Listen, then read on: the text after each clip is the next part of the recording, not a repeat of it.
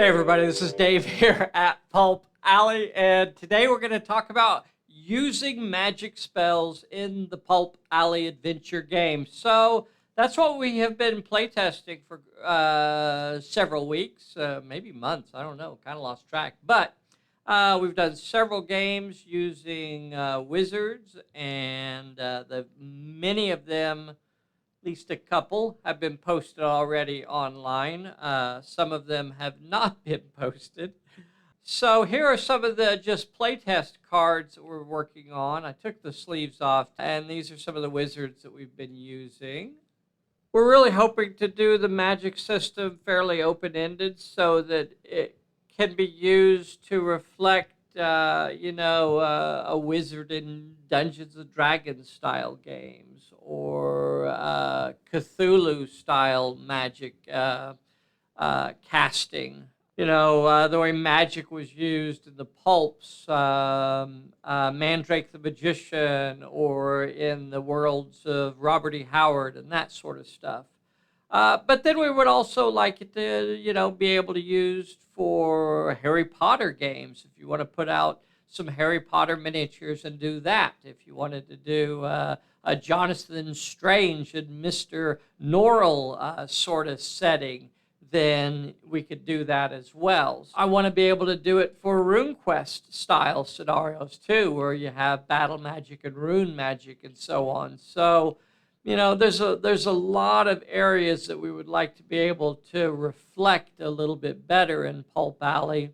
And I'm really happy with where it's coming. So right now I'd like to show you how does a character cast a spell, what the effects are, and stuff like that. You know what? I probably ought to get some dice because I might feel like rolling dice. Give me just a second.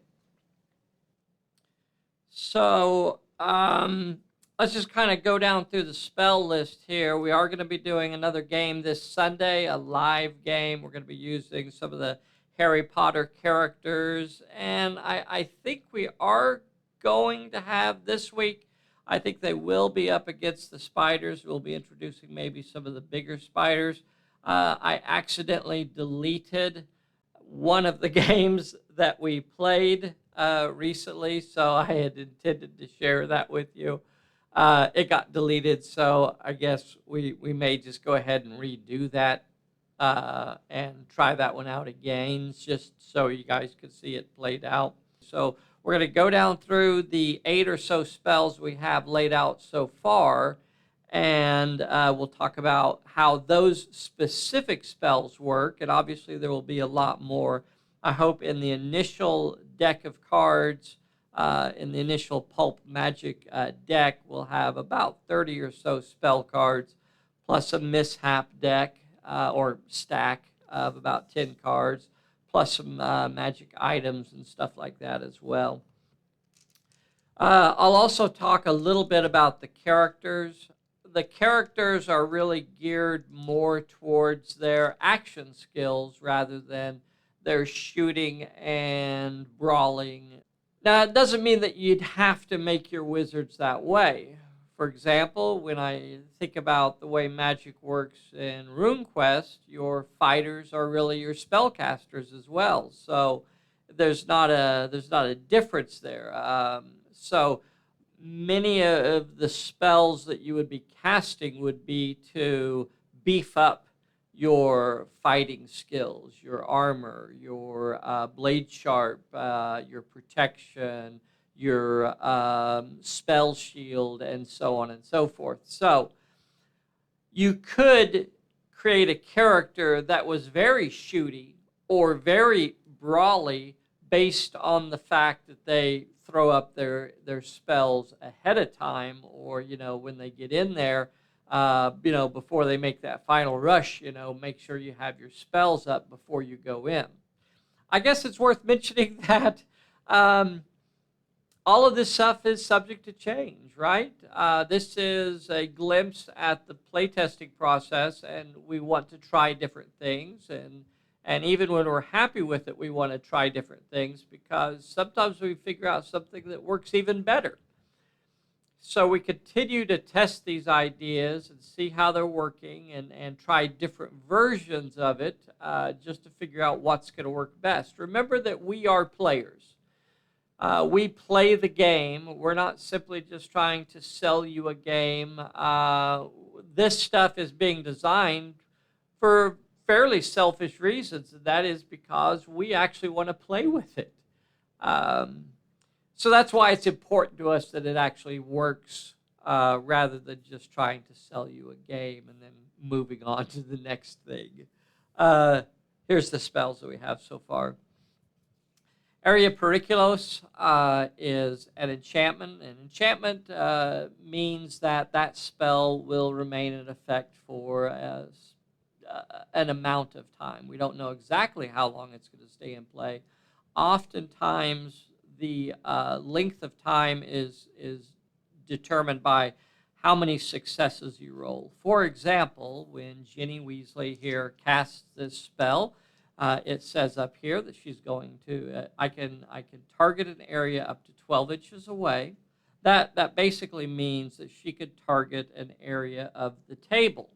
So she could say, I want to drop a perilous area right here. So when those characters activate, that's when they've got to deal with it. When she casts that perilous area up to 12 inches from where she is located, she's going to roll her cunning. And her cunning is going to tell you the power of the spell. And she gets a 6 and a 7 and a 2. Just like always, the number of successes is each dice that rolls a 4 or greater. And in this example, she rolled 2 successes, so we'd put 2 counters on that spell just to show that it's going to last for 2 of Ginny's activations. And that's what triggers those counters to be removed. The next time Ginny activates, we're going to remove one of those counters. The next time she activates after that, we're going to remove another one. Now, if Ginny goes down, that spell is automatically removed from play. That means that perilous area goes away. But what if she wants to try and keep that perilous area there? Well, if she chooses to recast that spell, she can choose to do it in a couple different ways. Let's say it had 2 counters on it. And then on the next turn, rather than placing a new one, she says, well, I want to add to that one. And she could do that by rolling and saying, oh, well, I got 2 more successes. So rather than just having 2 counters on there, now it has 4. Of course, 1 would have gone away, right? 1 would have gone away at the start of her activation. 1 would have still been there, and then she doubles up on it. Now, she could have done that, or she could have thrown a completely new perilous area on a different location. So there's some of the different options that you have with an enchantment. Enchantments stay in play. Knowing when to cast them and where to cast them, that's the tricky part. If you guys have questions about the enchantments or any of the stuff that we're talking about today, be sure and leave it in the comments. So let's look at her other spell that she has here. She has another spell that's called Emendo. It says self and friends up to 12 inches. It uses her finesse. It is cast as an action. And it says check 1. So that basically means that she needs to roll at least 1 success to make this work. Oh, this is an ephemeral spell. Note that this is not an enchantment. So this is a one and done. She casts it, and hopefully it happens, and then it's done. What this says here is that the power equals the maximum number of targets. So the power, remember, equals the number of successes that you rolled to cast the spell. In this example, she rolled 2 successes. And that means that she could target 2 characters within 12 inches of her. So if she chooses herself, then she could do 1 other character within 12 inches, or she could target 2 friendly characters within 12 inches. And what Emendo does is that each of the targets, each character that's targeted by that spell, gets to immediately roll a recovery check. So pretty nice spell. So if you have questions about Emendo, let us know. Leave a comment down below. So here's Harry Potter. Let's see what he has. He has a spell called Lumeniter, and it is an enchantment. It targets self, and it is cast by using cunning. Let's take a look at how that works. He's throwing a cunning, so there's his cunning of 3 die 8, and he got 2 successes, so we would put 2 tokens on the spell. It's important to understand that the number of successes that you roll have an impact on that spell almost always. There are a few spells that are pass-fail. You either successfully cast it by getting at least 1 success, or you fail. So I guess it's worth mentioning that mishaps occur when you fail to roll any successes. So let's take a look at what Lumeniter does. So far we've got two counters on there. Now what it says here is all, how nice is that? All friendly characters within 6 inches of the caster, including the caster, automatically pass all perils. So, how about that? It creates an area of light around them that automatically pass all perils, the friendly characters within that. Not enemy characters, they don't get to benefit from it. And then, just like with the other enchantment, each time Harry activates from here, this is going to get removed. It's a full action, so you're not even going to get to move. So it almost depends on how quickly are you trying to get somewhere. The other spell that he has is Ignis Ictus. And this is a zapper spell, so it shoots an enemy up to 24 inches away. It uses Harry's Might skill, and it is opposed by Cunning. So here Harry rolls the power equals the number of hits. So that's what the power does. So Harry has a Might of 3 die 8. And to successfully cast a spell against an opponent, you have to roll more successes. So this spell attacks, here's Harry. He's throwing Ignis Ictus at this Death Eater over here. So that character would oppose it with their Cunning. They have 3 die 6 in Cunning. Harry got 3 successes. The Death Eater only got 2 successes, and that means the spell takes effect. Those successes are done, and the power of the spell equals the number of successes that are rolled. Look at that. So 3 big successes coming at that Death Eater. Death Eater's going to have to roll a 3 dice health check. No surprise there. It is injured. All right, so let's take a look at Hermione's spells. Here's old Hermione Granger, and she's got 2 spells. She's got Tactus, and Fragor. So these are 2 ephemeral spells. We're working on Pulp magic rules, so we've given the spells have names that we've come up with rather than other people. All right, Fragor is an ephemeral spell. It can target enemies up to 12 inches. The power of the spell equals the maximum number of targets. So for this spell, Hermione is throwing her Might ability. She's got 3 die 8 in Might. She gets 2 successes. That means that Hermione Granger could target up to 2 enemies within 12 inches. Now, the spell tells you what the range is, and the power determines the total number of enemies that she could target. So unlike Ignis Ictus, which only attacks 1 target, this uses the power to split it amongst a number of targets. So that means both of these enemies would have to roll a 1 dice health check, and certainly possible that they pass, but in this instance, one of them passed and one of them failed. And that is how Fragor works. Tactus can be cast on yourself or a friend up to 3 inches away. It uses Hermione's Cunning skill, and it is a full action. You cannot move and use this spell. It is non-variable, so this one is not based on the power. You either succeed or you fail. In this instance, it's using her cunning, which is 4 die 8, and of course she gets 1 success in there. And what that does is that she can remove an injury or a condition from one target. And it can, remember, it can target either her or a friend up to 3 inches. So it does have a very short range. And remember, it's a full action, so you can't move and cast that one. So it's powerful, but it does have its drawbacks. And when we say it can remove a condition or an injury, let's say Ron had an injury over here, right? That's what we mean by removing an injury. If he had a hindrance, if something was impaired, there are a lot of magics that can impair your skills or your actions and so on, your movement, your recovery.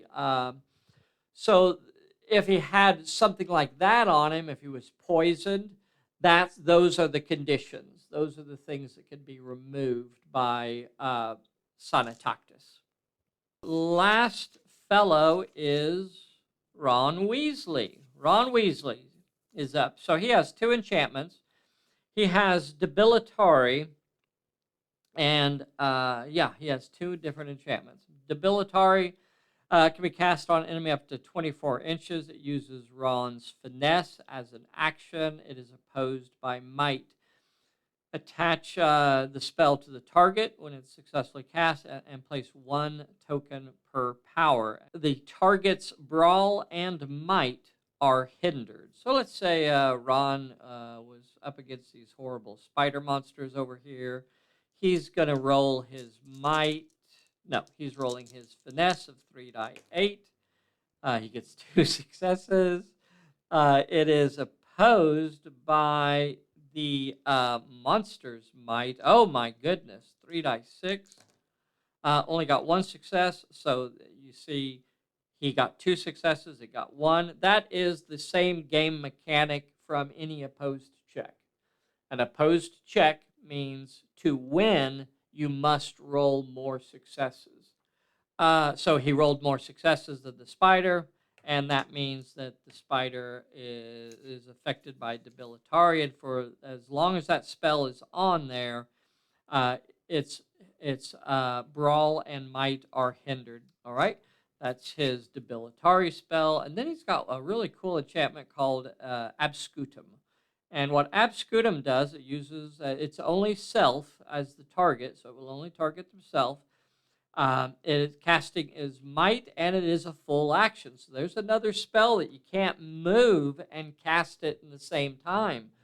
So that's one you have to think about, when am I going to cast it? It's really nice, though. Let me show you what it does. Full action, check 1. Place 1 token per power. When an enemy comes into contact with the caster, the enemy immediately moves X inches directly away. So that's pretty cool. So he's going to roll his might, and he got 3 successes. So for the next 3 turns, he's going to have Scutum in play on himself. And the way that works is every time an enemy comes into contact with them, they're going to move X inches away. And it says directly away. So they move back the same direction they came from.